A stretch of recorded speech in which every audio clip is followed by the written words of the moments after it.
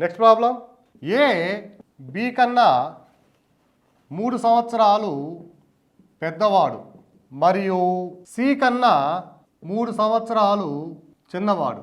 B మరియు deal కవలలు అయిన C D కన్నా ఎన్ని సంవత్సరాలు పెద్దవాడు? ఎన్ని సంవత్సరాలు పెద్దవాడు?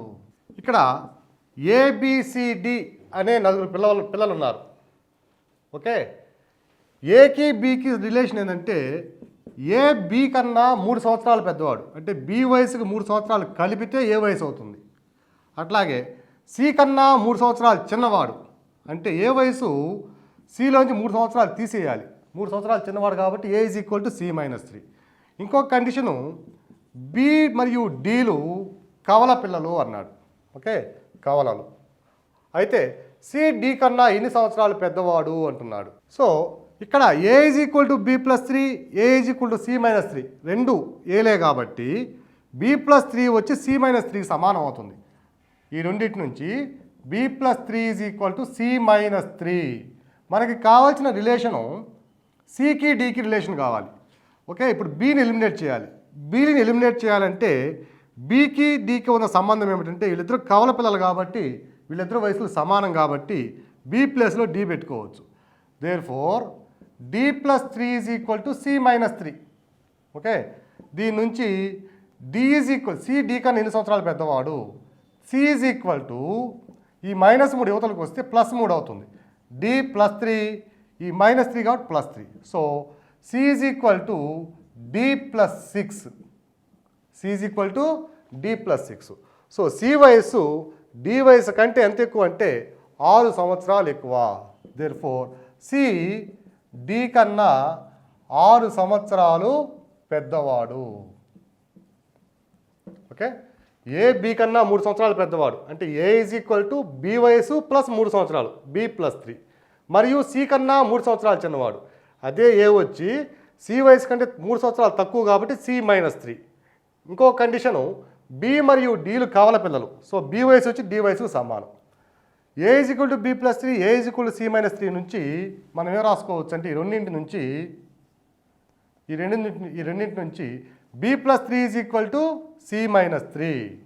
సో ఇంకో condition, B is equal D కాబట్టి మనకి సికి డికి మధ్య కంపారిజన్ కావాలి కాబట్టి పోలిక కావాలి కాబట్టి బీని ఎలిమినేట్ చేసేసి బి ప్లేస్లో డీని రాసుకోవచ్చు. B is equal to D కాబట్టి. So D plus 3 is equal to C minus 3. దీని నుంచి C is equal to D plus 6. So C వయసు ఎంత అంటే డి వయసు ప్లస్ 6 సంవత్సరాలు, అంటే సి వచ్చి డి కన్నా 6 సంవత్సరాలు పెద్దవాడు.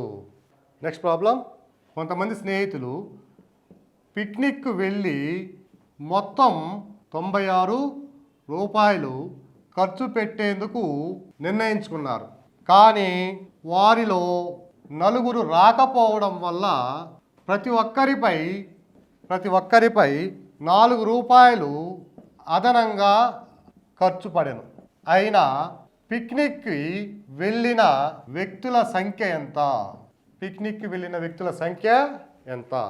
కొంతమంది ఫ్రెండ్స్ పిక్నిక్కి వెళ్ళి ఏదో ఒక ఐటెం మీద 96 రూపాయలు, ఈటబుల్సో డ్రింక్సో దాని మీద 96 రూపాయలు ఖర్చు పెట్టదలుచుకున్నారు. కానీ 4 రాకపోవడం వల్ల ప్రతి వ్యక్తి మీద అదనంగా 4 రూపాయలు పడింది. ఓకే, అయితే పిక్నిక్కి వెళ్ళిన వ్యక్తుల సంఖ్య ఎంత అంటున్నారు. మొట్టమొదట పిక్నిక్ వెళ్ళదలుచుకున్న వ్యక్తుల సంఖ్య X అనుకుందాం. ఓకే, పిక్నిక్కి వెళ్ళదలుచుకున్న వ్యక్తుల సంఖ్య ఈజ్ ఈక్వల్ టు X అనుకుందాం. వాళ్ళు మొత్తం 96 రూపాయలు ఖర్చు పెట్టదలుచుకున్నారు. అప్పుడు ప్రతి వ్యక్తి ఖర్చు చేయదలుచుకున్న మొత్తము ఈజ్ ఈక్వల్ టు 96 రూపాయలు మొత్తం ఖర్చు పెట్టదలుచుకుంది X మంది. కాబట్టి ఒక్కొక్కరి మీద ఎంత పడుతుందంటే 96/X రూపాయలు పడుతుంది. 10 మంది అనుకోండి, 10 మంది 96 రూపాయలు అయితే ఒక్కొక్కరికి ఎంత అంటే 96/10. అట్లాగే X మంది కాబట్టి 96/X పడుతుంది ఒక్కొక్క వ్యక్తికి. పిక్నిక్కి వెళ్ళిన వ్యక్తుల సంఖ్య ఎంత అంటే పిక్నిక్కి వెళ్ళిన వ్యక్తుల సంఖ్య is equal to X minus 4, నలుగురు ఆబ్సెంట్ అయ్యారు కాబట్టి వెళ్ళిన వ్యక్తుల సంఖ్య ఎక్స్ మైనస్ 4. ఇప్పుడు ప్రతి వ్యక్తి మీద 4 రూపాయలు అదనంగా పడింది అన్నాడు. సో పిక్నిక్ వెళ్ళిన వ్యక్తుల సంఖ్య ఎక్స్ మైనస్ 4 అయితే ఒకవేళ 96 రూపాయలే వాళ్ళు ఖర్చు పెట్టుంటే ఒక్కొక్కరికి మీద ఎంత ఖర్చు పడుతుందంటే ఒక్కొక్కరి మీద ఖర్చు is equal to 96/x-4. Okay, 96/x-4. 96 రూపాయలే కనుక ఖర్చు పెడితే ఒక్కొక్కరి మీద ఎంత పడుతుందంటే 96 పిక్నిక్ వెళ్ళిన వ్యక్తుల సంఖ్య x-4, 96/x-4. ఇప్పుడు ఇచ్చినటువంటి కండిషన్ ఏమిటంటే వీళ్ళ మీద అదనంగా 4 రూపాయలు పడింది, అంటే ఈ మొత్తము మైనస్ ఈ మొత్తము ఈజ్ ఈక్వల్ టు 4 రూపాయలు. Therefore 96/x-4 minus 96/x is equal to 4 రూపాయలు. ఓకే, నలుగురు రాకపోవడం వల్ల ఒక్కొక్కరి మీద పడిన అదనపు భారం 4 రూపాయలు. అంటే వెళ్ళిన వ్యక్తి ఖర్చు పెట్టింది ఇంత 96 రూపాయలు అయితే అదే 96 రూపాయలకి ఎక్స్ మంది పోయింటే ఖర్చు పెట్టేది మొత్తం ఇంత, కానీ 4 రూపాయలు అదనం పడింది కాబట్టి ఈ ఖర్చుకి మధ్య ఉన్న భేదం వచ్చి 4 రూపాయలు. సో ఈ ఈక్వేషన్ సాల్వ్ చేస్తే ఎక్స్ వస్తుంది. సో ఎక్స్ ఇంటూ x-4 ఇది కసాగు. x-4 పోతే 96 into X, 96x minus X cancel X పోతే x-4 ఉంటుంది, minus x-4 into 96 is equal to 4. ఇక్కడ మనకి వర్గ సమీకరణం వస్తుంది. Okay, 96x minus 96 into X, 96x minus into minus plus 96 into 4 is equal to 4 into X into x-4, 4 into x-4. Okay, plus 96x minus 96x cancel అయితే 96 into 4, 4 6 24, 4 9 36, 2 38 is equal to 4x into X, 4x² minus 4 4 16x అవుతుంది. Okay, 384 is equal to 4x² minus 16x. ఇరువైపులా 4తో cancel చేసామనుకోండి, 4 9 36, 24, 4 6 24 is equal to x² minus 4x. దీని నుంచి x² minus 4x minus 96 is equal to 0. దీన్ని కారణాంకాలుగా విభజిస్తే 96ని, so 96 యొక్క కారణాంకాలు 12 8, 12 8లో 96, so 12x 8x minus 4x కాబట్టి పెద్దదాన్ని మైనస్ తీసుకోవాలి. x² minus 12x minus 8x minus 96 is equal to 0. x common తీస్తే x into x minus 12 minus 8 common తీస్తే x minus 12 is equal to 0. So ఇది plus తీసుకోవాలి, plus X. Okay, plus 8 common తీస్తే x minus 12 is equal to 0. So కారణాంకాలు x minus 12 into x plus 8 is equal to 0. x minus 12 into x plus 8 is equal to 0. x is equal to 12 లేదా x is equal to minus 8. వ్యక్తుల సంఖ్య ఎప్పుడు minus కాదు కాబట్టి x is equal to 12. So x అంటే ఏమంటే పిక్నిక్కి వెళ్ళదలుచుకున్న వ్యక్తుల సంఖ్య x, మనకి వెళ్ళిన వ్యక్తుల సంఖ్య కావాలి కాబట్టి x minus 4 is equal to 12 minus 4 is equal to 8.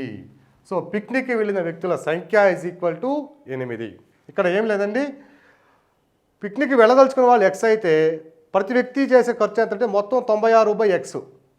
అదే పిక్నిక్కి వెళ్ళిన వ్యక్తుల సంఖ్య 4 తగ్గిపోయారు కాబట్టి x మైనస్ 4 అయింది.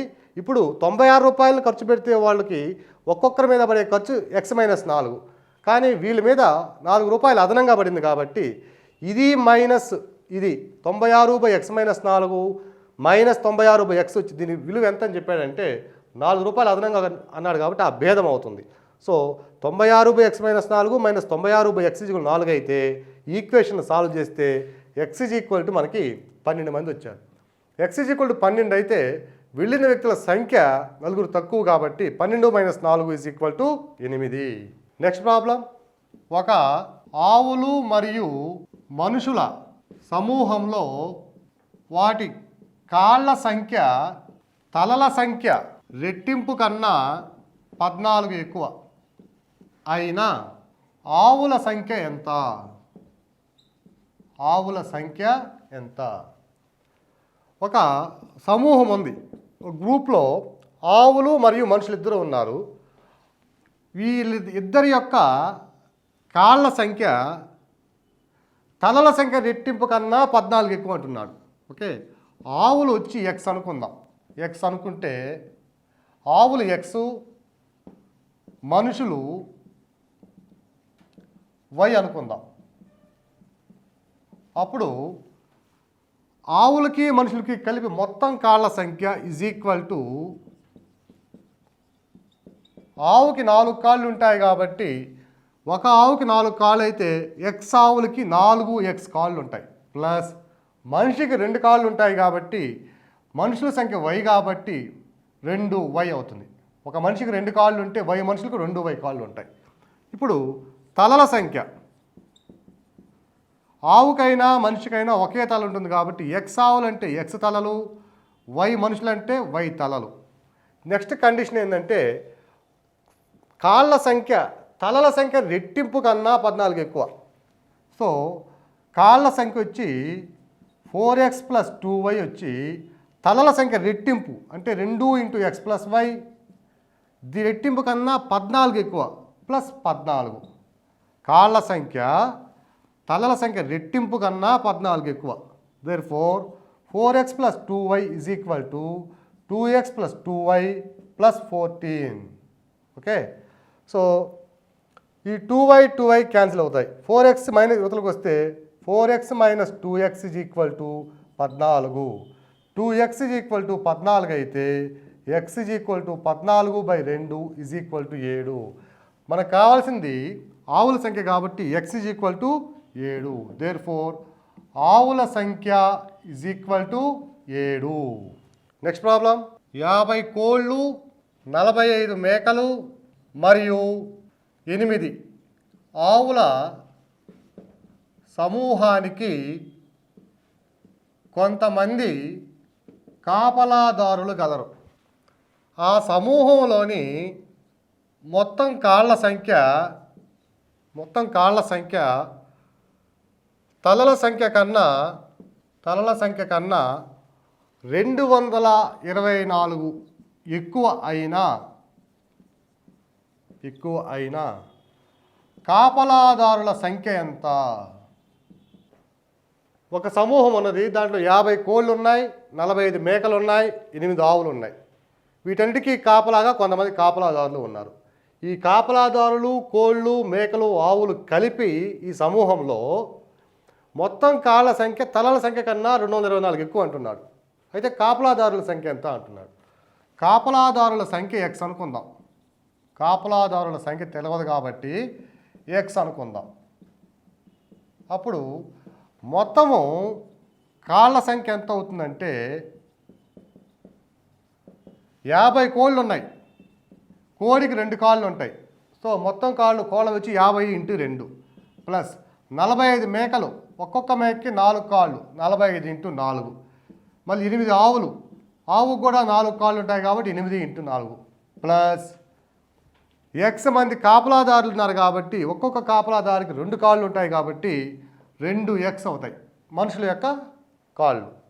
అలాగే మొత్తం తలల సంఖ్య 50 కోళ్ళకి 50 తలలు, 45 మేకలకి 45 తలలు, 8 ఆవులకి 8 తలలు, x మంది మనుషులకి x తలలు ఉంటాయి.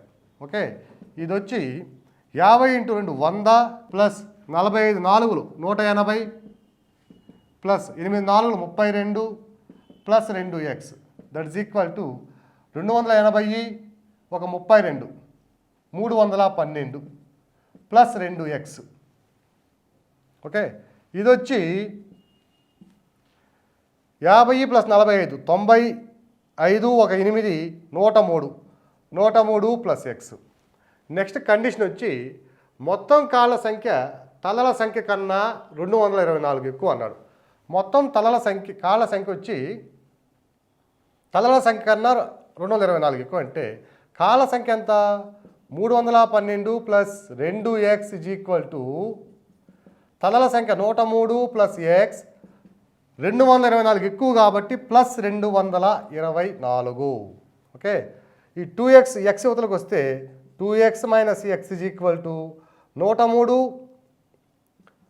Plus 224 minus 312.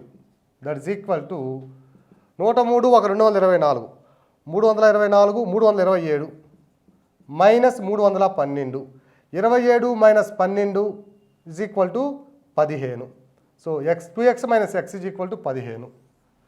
Okay, 2x minus X = x కాబట్టి 327 minus 12 27 minus 12 is equal to 15. X అంటే ఏమనుకున్నాం? కాపలాదారుల సంఖ్య అనుకున్నాం. దేర్ఫోర్ ఆ సమూహంలో ఉన్న కాపలాదారుల సంఖ్య is equal to 15. Next problem. ఒక చెస్ టోర్నమెంట్లో ఉన్న 6 ఆటగాళ్లలో ప్రతి ఒక్కరూ ఒక్కొక్కరితో ఒక్కొక్క మ్యాచే ఆడినా ఆ టోర్నమెంట్లో జరిగే మ్యాచ్ల సంఖ్య ఎంత? మ్యాచ్ల సంఖ్య ఎంత అంటున్నారు. చెస్ టోర్నమెంట్ ఉన్నది, దాంట్లో 6 ఆటగాళ్ళు ఉన్నారు. అయితే ఒక్కొక్క ఆటగాడు ఒక్కొక్కరితో ఒక్క మ్యాచే ఆడతాడు. ఒక్కసారి మ్యాచ్ ఆడినక ఆ వ్యక్తితో రెండవ మ్యాచ్ ఉండదు. అది కండిషన్ అక్కడ. సో ప్రతి వ్యక్తి ఒక్కొక్కరితో ఒక్కొక్క మ్యాచే ఆడితే మొత్తం ఎన్ని మ్యాచ్లు వస్తాయి అన్నాడు. ఇంతకుముందు మనం ఒక ప్రాబ్లం చేసాం. 10 మంది వ్యక్తుల సమూహంలో బిజినెస్ కాన్ఫరెన్స్లో ఒక్కొక్కరితో ఒక్కొక్క షేక్ హ్యాండ్ ఇస్తే మొత్తం ఎన్ని షేక్ హ్యాండ్లు వస్తాయి అన్నాం. అప్పుడు ఏం చేసాము? 10 మంది ఉన్నప్పుడు 10వ వ్యక్తి 9 మందితో 9 షేక్ హ్యాండ్లు వస్తాయని అనుకున్నాం. అట్లాగే 9వ వ్యక్తి 8 మందితో 8 షేక్ హ్యాండ్లు వస్తాయనుకున్నాం. అప్పుడు మొత్తం ఎన్ని వచ్చాయంటే 10 + 9 + 8 + 2 + 1 వచ్చి మనకు 45 వచ్చాయి అప్పుడు. అట్లాగనే ఇక్కడ ఉన్న ప్లేయర్స్ 6లో 6వ వ్యక్తి 5 వ్యక్తులతో ఆడతాడు. ఓకే, 5 వ్యక్తులతో ఆడినప్పుడు 5 మ్యాచ్లు వస్తాయి. ప్లస్ ఆ 6వ వ్యక్తి ఇంకా వేరే వాళ్ళతో ఆడడానికి లేదు, మరలా ఆడితే వాళ్ళతోనే ఆడాలి. కానీ కండిషన్ ప్రకారము ఒక్కొక్కరితో ఒక్కొక్క మ్యాచ్ ఆడాలి. సో 5 వ్యక్తుల్లో 5వ వ్యక్తి మిగిలిన 4తో ఆడితే 4 మ్యాచ్లు వస్తాయి. 4వ వ్యక్తి అయిపోయాడు, 5వ వ్యక్తి అయిపోయాడు. 4వ వ్యక్తి 3తో 3 మ్యాచ్లు, 3వ వ్యక్తి 2తో 2 మ్యాచ్లు, 2వ వ్యక్తి ఇంకో మిగిలిన వ్యక్తితో 1 మ్యాచ్. సో 5 + 4 + 3 + 2 + 1 9 3 12 2 14 1 15 మ్యాచ్లు వస్తాయి. దీనికే షార్ట్ కట్ చెప్పుకున్నాం మనం. షార్ట్ కట్ ఏమంటే n × n-1/2. n ఎంతమంది? 6. 6 × 6-1/2. సో 6 × 5/2. 2 1 2 3 3 5 15 మ్యాచ్లు వస్తాయి. సో ఆ టోర్నమెంట్లో జరిగే మ్యాచ్ల సంఖ్య is equal to 15. Next problem. John అనే వ్యక్తి ఫిబ్రవరి నెలలో మొదటి రోజు 5 రూపాయలు, రెండవ రోజు 10 రూపాయలు, మూడవ రోజు 15 రూపాయలు నెల మొత్తము పొదుపు చేశాడు. ఆయన 2015వ సంవత్సరం ఫిబ్రవరి నెలలో అతను చేసిన మొత్తం పొదుపు ఎంత? మొత్తం పొదుపు ఎంత? 2015 సంవత్సరం ఫిబ్రవరి నెలలో మొదటి రోజు 5 రూపాయలు, రెండో రోజు 10 రూపాయలు, మూడో రోజు 15 రూపాయలు, అట్లా రోజు ఒక 5 రూపాయల నోటు చొప్పున పెంచుకుంటూ వెళ్ళి పొదుపు చేశాడు. అయితే ఫిబ్రవరి నెలలో మొత్తం అతను చేసిన పొదుపు ఎంత అన్నాడు. ఫిబ్రవరి నెలలో 28 రోజులు ఉండొచ్చు లేదా 29 రోజులు ఉండొచ్చు. అందువల్లనే 2015 సంవత్సరం ఫిబ్రవరి అన్నాడు. 2015 సంవత్సరము లీప్ ఇయర్ కాదు కాబట్టి, లీప్ సంవత్సరం కాదు కాబట్టి ఎన్ని రోజులు ఉంటాయంటే మొత్తం 28 రోజులు ఉంటాయి. మొత్తము 28 రోజులు ఉంటాయి. మొదటి రోజు ఒక 5 రూపాయల నోటు అనుకోండి. ఒకటో రోజు 1 రూపాయి, ఒక 5 రూపాయల నోటు. రెండవ రోజు 2 5 రూపాయల నోట్లు. మూడవ రోజు 3 5 రూపాయల నోట్లు, 4వ రోజు 4 5 రూపాయల నోట్లు, అట్లా 28 రోజులు పొదుపు చేశాడు. వీటి మొత్తం ఎంతో కనుక్కుందాం. 1 నుంచి 28 వరకు ఉండే సహజ సంఖ్యల మొత్తం అది. 1వ రోజు 1 నోటు, 2వ రోజు 2 నోట్లు, 3వ రోజు 3 నోట్లు, 4వ రోజు 4 నోట్లు.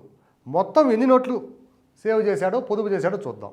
1 నుంచి 28 వరకు ఉండే సహజ సంఖ్యల మొత్తము is equal to n into n+1/2. That is equal to 28 into 28 plus 1/2. 2 1లు 2 14. 14 into 29. That is equal to 14 29. 29 into 14 is equal to 29 into 14 14 9 126. 14 28 ఒక 12 40. సో మొత్తం వచ్చి 406 నోట్లు ఆయన సేవ్ చేస్తున్నాడు. 1 నుంచి 28 వరకు ఉండే సహజ సంఖ్యల మొత్తము is equal to n into n+1/2. n is equal to 28. 28 into 28 plus 1/2.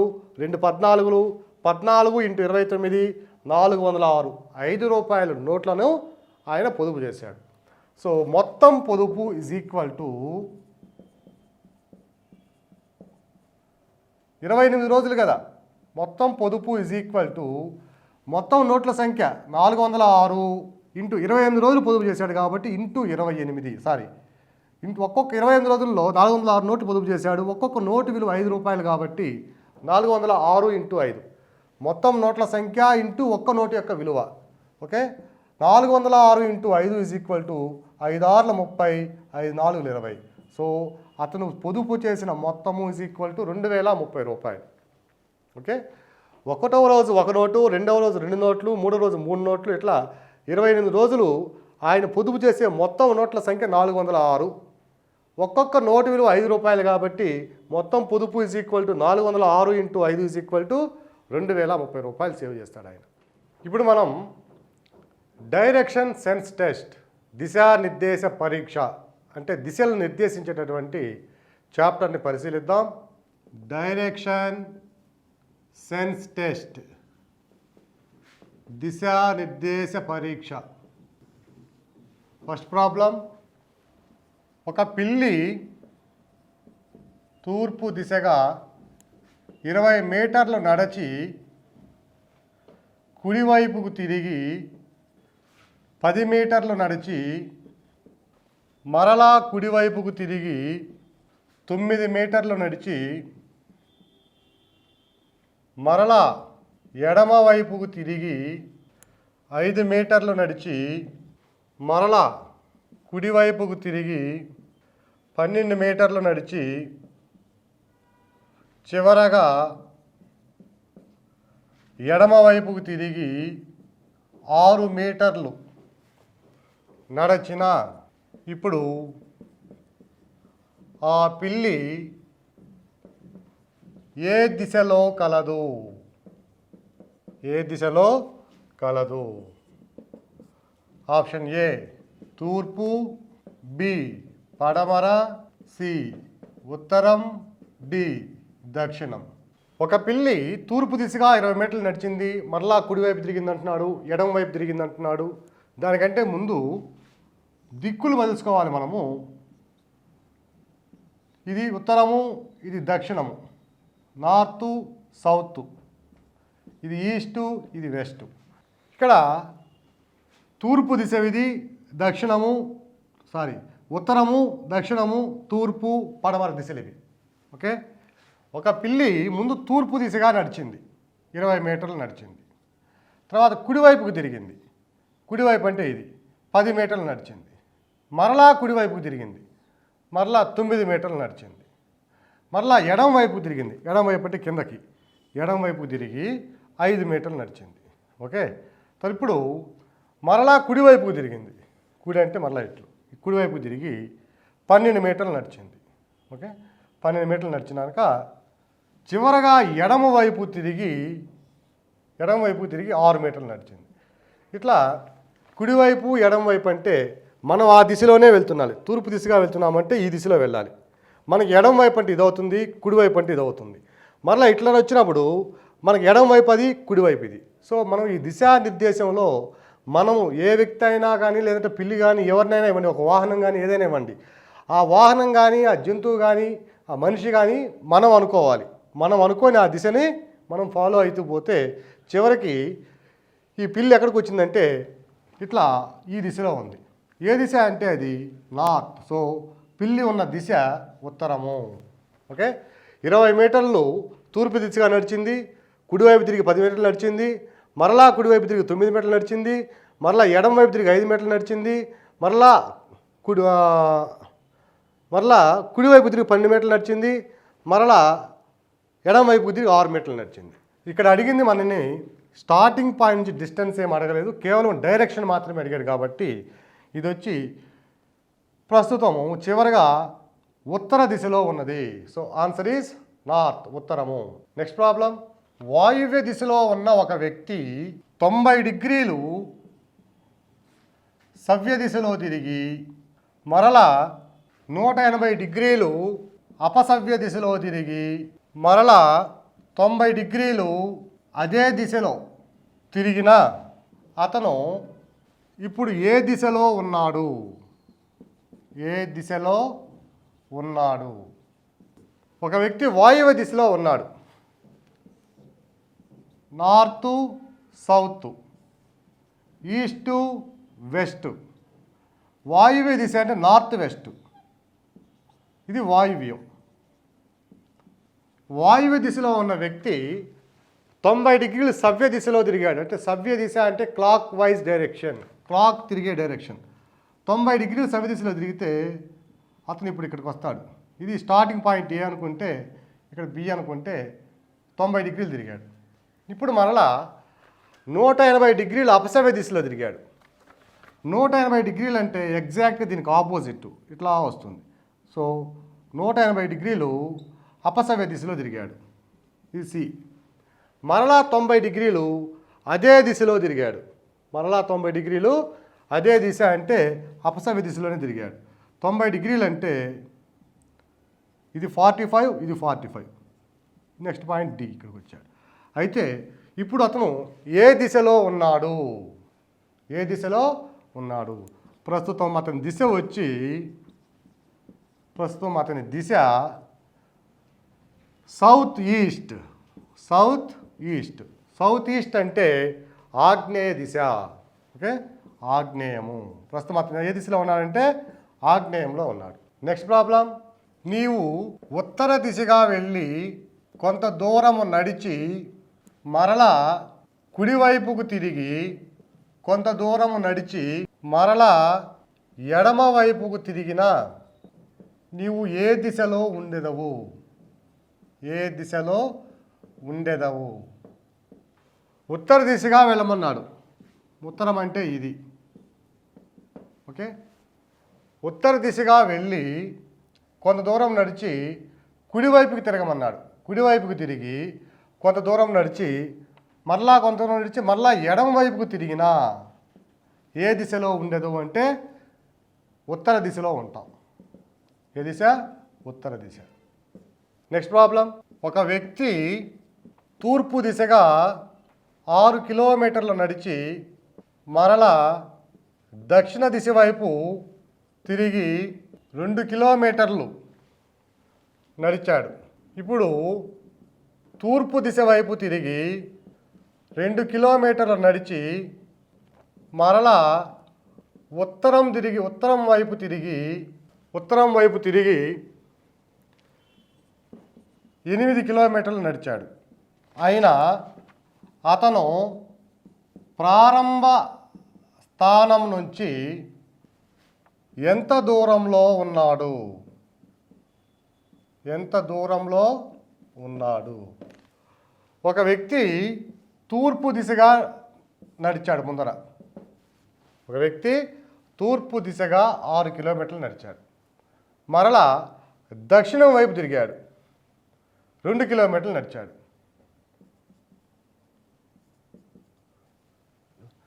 మరలా తూర్పు దిశ వైపు తిరిగి 2 కిలోమీటర్లు నడిచాడు. మరలా తూర్పు దిశ వైపు తిరిగి 2 కిలోమీటర్లు నడిచాడు. మరలా ఉత్తరం వైపు తిరిగి 8 కిలోమీటర్లు నడిచాడు. ఉత్తరం వైపు తిరిగి 8 కిలోమీటర్లు నడిచాడు. ఒక వ్యక్తి తూర్పు దిశగా 6 కిలోమీటర్లు నడిచి మరలా దక్షిణ దిశ వైపు తిరిగి 2 కిలోమీటర్లు నడిచాడు. మరలా తూర్పు దిశ వైపు తిరిగి 2 కిలోమీటర్లు నడిచాడు. మరలా ఉత్తరం వైపు తిరిగి 8 కిలోమీటర్లు నడిచాడు. అయితే ఇప్పుడు అతను ప్రారంభ స్థానం నుంచి ఎంత దూరంలో ఉన్నాడు? ప్రారంభ స్థానం ఏదంటే ఇది. ఇక్కడి నుంచి అతను ఎంత దూరంలో ఉన్నాడు? ఓకే, ఇది చూసామంటే ఒక లంబకోణ త్రిభుజం అవుతుంది. లంబకోణ త్రిభుజం అవుతుంది. ABC. లంబకోణ త్రిభుజంలో ఆసన్న భుజము స్క్వేర్ ప్లస్ ఎదుటి భుజము స్క్వేర్ ఈజ్ ఈక్వల్ టు కర్ణము స్క్వేర్. ఆసన్న భుజము AB స్క్వేర్ ప్లస్ ఎదుటి భుజము BC square is equal to కర్ణము స్క్వేర్ AC స్క్వేర్. పైథాగరస్ సిద్ధాంతం ప్రకారము లంబకోణ త్రిభుజంలో కర్ణము స్క్వేర్ వచ్చి ఎదుటి భుజము మరియు ఆసన భుజాల వర్గాల మొత్తానికి సమానం అవుతుంది. దేర్ఫోర్ ఇప్పుడు AC స్క్వేర్ మనం AC కనుక్కోవాలి ప్రారంభ స్థానం నుంచి. AC square is equal to AB ఎంత అంటే ఇక్కడ వరకు 6 కిలోమీటర్లు, ఇది 2 కిలోమీటర్లు కాబట్టి ఇది కూడా 2 కిలోమీటర్లు అవుతుంది. So 8 square, 6 + 2 whole square plus BC ఇక మొత్తం వచ్చి 8 కిలోమీటర్లు. ఓకే, ఇది 2 కిలోమీటర్లు కాబట్టి ఇది కూడా 2 కిలోమీటర్లు ఉంటే ఇది వచ్చి 6 కిలోమీటర్లు అవుతుంది. మొత్తం 8 కిలోమీటర్లు. దీంట్లో ఇది 2 కిలోమీటర్లు కాబట్టి ఇది కూడా 2 కిలోమీటర్లు అవుతుంది. మొత్తం 8లోంచి 2 తీసేస్తే ఇది 6 కిలోమీటర్లు అవుతుంది. So 8 - 2 whole square. So 6 + 2 8 square plus 8 - 2 అంటే 6 square is equal to 64 + 36. So AC square is equal to 100. So AC ఎంత అంటే √100 is equal to 10 km. So అతను ప్రారంభ స్థానం నుంచి ఇప్పుడు 10 కిలోమీటర్ల దూరంలో ఉన్నాడు. ప్రారంభ స్థానం నుంచి 10 కిలోమీటర్ల దూరంలో ఉన్నాడు. ఏ దిశలో ఉన్నాడు అంటే ఇదేమో ఈస్టు, ఇదేమో నార్త్. ఓకే, నార్త్కి ఈస్ట్కి మధ్యలో ఏ దిశలో ఉన్నాడు అంటే నార్త్ ఈస్ట్ అంటే ఈశాన్యము. ఓకే, ఈశాన్య దిశలో ఉన్నాడు. నెక్స్ట్ ప్రాబ్లం, ఒక వ్యక్తి ఉత్తర దిశగా 10 కిలోమీటర్లు నడిచి మరలా దక్షిణ దిశగా 6 కిలోమీటర్లు నడిచాను. 6 కిలోమీటర్లు నడిచాను. ఇప్పుడు తూర్పు దిశగా 3 కిలోమీటర్లు నడిచాడు. అయినా అతను ప్రారంభ స్థానం నుంచి ఏ దిశలో ఎంత దూరంలో ఉన్నాడు? ఒక వ్యక్తి ఉత్తర దిశగా 10 కిలోమీటర్లు నడిచాడంట. North east. ఉత్తర దిశగా 10 కిలోమీటర్లు నడిచాడు. ఉత్తర దిశగా 10 కిలోమీటర్లు నడిచాడు. ఇట్లా మరలా దక్షిణ దిశగా 6 కిలోమీటర్లు అంటే మళ్ళీ ఆపోజిట్ డైరెక్షన్లో 6 కిలోమీటర్లు నడిచాడు. ఇది 6 కిలోమీటర్లు, ఇదేమో 10 కిలోమీటర్లు. ఓకే, తర్వాత ఇప్పుడు ఇక్కడి నుంచి తూర్పు దిశగా 3 కిలోమీటర్లు నడిచాడు. తూర్పు దిశగా 3 కిలోమీటర్లు నడిచాడు. అయినా ప్రారంభ స్థానం నుంచి అతను ఏ దిశలో ఉన్నాడు, ఎంత దూరంలో ఉన్నాడు? ఇది ప్రారంభ స్థానం. ఇక్కడి నుంచి ఉత్తరానికి వెళ్ళాడు, మరలా దక్షిణం వచ్చాడు, ఇప్పుడు తూర్పుకి వెళ్ళాడు. ప్రారంభ స్థానం నుంచి అతను దూరం వచ్చి ఇది, దిశ కూడా ఇది. ఓకే, ఇది కూడా లంబకోణ త్రిభుజం కాబట్టి లంబకోణ త్రిభుజంలో కర్ణము స్క్వేర్ ఈజ్ ఈక్వల్ టు ఆసన్న భుజము స్క్వేర్ ప్లస్ ఎదుటి భుజము స్క్వేర్. ఇది లంబకోణము. ఈ లంబకోణంలో ఇది ఆసన్న భుజము, ఇది ఎదుటి భుజము. So AC square is equal to AB square plus BC square. AB square plus BC square. AB ఎంత ఉంటుందంటే ఇది మొత్తం 10 కిలోమీటర్లు. ఇది మొత్తము 10 కిలోమీటర్లు. మరలా 6 కిలోమీటర్లు ఇక్కడికి వచ్చేసాడు కాబట్టి మిగిలింది ఇది. సో ఇది 4 కిలోమీటర్లు. ఇదేమో 3 కిలోమీటర్లు. సో 4 స్క్వేర్ ప్లస్ 3 స్క్వేర్, ఇది 4 కిలోమీటర్లు, ఇది 3 కిలోమీటర్లు. 4 4 16, 3 3 9, 25. So AC is equal to √25 is equal to 5 kilometres. ప్రారంభ స్థానం నుంచి అతను 5 కిలోమీటర్ల దూరంలో ఉన్నాడు. దిశ ఏ దిశ అంటే ఇది ఈ దిశలో ఉన్నాడు. ఈ దిశ ఏమవుతుందంటే ఇది సౌత్, ఇది వెస్ట్. సౌత్ వెస్ట్ అంటే నైరుతి దిశలో ఉన్నాడు అతను. ఓకే, నైరుతి దిశలో వెళ్తున్నాడు. సో 5 కిలోమీటర్స్ డైరెక్షన్ వచ్చి సౌత్ వెస్ట్. సో అతను ఏ దిశగా ఉన్నా అంటే సౌత్ వెస్ట్ దిశలో వెళ్తున్నాడు. అతని ముఖం వచ్చి ఈశాన్యం వైపుకు ఉంటుంది. ఓకే, ఈశాన్యం వైపు, సౌత్ వెస్ట్ నుంచి ఈశాన్యం వైపు వెళ్తున్నాడు. ఓకే, ఇప్పుడు ఇతను దిశ 2 రకాలుగా మనకి కన్ఫ్యూజన్ రావచ్చు. ఈ పాయింట్ స్టార్టింగ్ పాయింట్ అంటే సౌత్ నుంచి ఇక్కడి నుంచి స్టార్ట్ అయ్యాడు, తర్వాత నార్త్కి వెళ్ళాడు, మరలా ఇక్కడికి వచ్చాడు. సో ఈ పాయింట్ వచ్చి ఇదైతే అతను ఏ దిశలో వెళ్తున్నాడంటే ఇప్పుడు ఈశాన్య దిశలో వెళ్తున్నాడు. So direction is north east, ఈశాన్య దిశలో ఉన్నాడు. నెక్స్ట్ ప్రాబ్లం, ఒక వ్యక్తి తూర్పు దిశగా 1 కిలోమీటర్ నడిచి మరలా దక్షిణం వైపు తిరిగి 5 కిలోమీటర్లు నడిచాడు. 5 కిలోమీటర్లు నడిచాడు. ఇప్పుడు తూర్పు దిశగా తిరిగి 2 కిలోమీటర్లు నడిచి మరలా ఉత్తర దిశగా తిరిగి ఉత్తర దిశ వైపు తిరిగి 9 కిలోమీటర్లు నడిచాడు. అయినా అతను ప్రస్తుతం ప్రారంభ స్థానం నుంచి ఎంత దూరంలో ఉన్నాడు? ఎంత దూరంలో ఉన్నాడు? ఒక వ్యక్తి తూర్పు దిశగా 1 కిలోమీటర్ నడిచాడు. North east, south west. ఒక వ్యక్తి తూర్పు దిశగా నడిచి 1 కిలోమీటర్ నడిచాడు. మరలా దక్షిణం వైపు తిరిగి 5 కిలోమీటర్లు నడిచాడు. దక్షిణము ఇది తూర్పు 1 కిలోమీటర్. మరలా తూర్పు దిశగా తిరిగి 2 కిలోమీటర్లు నడిచాడు. 2 కిలోమీటర్లు నడిచి మరలా ఉత్తర దిశ వైపు తిరిగి ఈ విధంగా 9 కిలోమీటర్లు నడిచాడు. అయితే ప్రారంభ స్థానం నుంచి ఎంత దూరంలో ఉన్నాడు అంటే ఇది ప్రారంభ స్థానం, ఇక్కడ నుంచి డిస్టెన్స్ ఎంత అంటున్నాడు. ఇది కూడా లంబకోణ త్రిభుజమే అవుతుంది. ఇది 2 కిలోమీటర్లు కాబట్టి ఇది కూడా 2 కిలోమీటర్లు అవుతుంది. మొత్తం డిస్టెన్స్ ఇది వచ్చి 3 కిలోమీటర్లు. ఓకే, ఇది మొత్తం 9 కిలోమీటర్లు అయితే ఈడకి 5 కిలోమీటర్లు పోతుంది. ఓకే, ఈడకి 5 కిలోమీటర్లు. టోటల్ డిస్టెన్స్ వచ్చి 9 కిలోమీటర్లు. 9లో 5 పోతే ఇంక ఇది వచ్చి 4 కిలోమీటర్లు ఉంటుంది. ఓకే, సో ఈ లంబకోణ త్రిభుజంలో ఏ బి సి అయితే AC square is equal to AB square plus BC square. AB is equal to ఇక్కడ 1 కిలోమీటరు, ఇది 2 కిలోమీటర్లు కాబట్టి మొత్తం 3 కిలోమీటర్లు అవుతుంది. 3 స్క్వయర్ ప్లస్ బీసీ స్క్వయర్ అంటే 9 - 5 is equal 4 square. That is equal to 9 + 16 is equal to 25. So AC is equal to √25 is equal to 5 కిలోమీటర్లు. So ఆ వ్యక్తి ప్రారంభ స్థానం నుంచి 5 కిలోమీటర్ల దూరంలో ఉన్నాడు. ఒక వ్యక్తి తూర్పు దిశగా నడిచి 1 కిలోమీటర్ తిరిగాడు, తర్వాత దక్షిణ వైపు తిరిగి మళ్ళీ 5 కిలోమీటర్లు నడిచాడు, మరలా తూర్పు దిశ తిరిగి 2 కిలోమీటర్లు నడిచాడు, మరలా ఉత్తరం దిశ తిరిగి 9 కిలోమీటర్లు నడిచాడు. ఇప్పుడు ప్రారంభ స్థానం నుంచి అతను ఎంత దూరంలో ఉన్నాడు అంటే ఈ ఏబిసి అనుకుంటే ఏసీ అవుతుంది. ఇది లంబకోణ త్రిభుజం కాబట్టి లంబకోణ త్రిభుజంలో కర్ణము స్క్వేర్ ఈజ్ ఈక్వల్ టు ఆసన్న భుజము స్క్వేర్ ప్లస్ ఎదుటి భుజము స్క్వేర్. ఓకే, ఆసన్న భుజము ఏబి, ఎదుటి భుజము బీసీ స్క్వేర్. ఏబి వచ్చి ఇది 1 కిలోమీటరు, ఇది 2 కిలోమీటర్లు కాబట్టి ఇది కూడా 2 కిలోమీటర్లు అవుతుంది. 1 + 2 ఈజ్ ఈక్వల్ టు 3 కిలోమీటర్లు, 3 స్క్వేర్.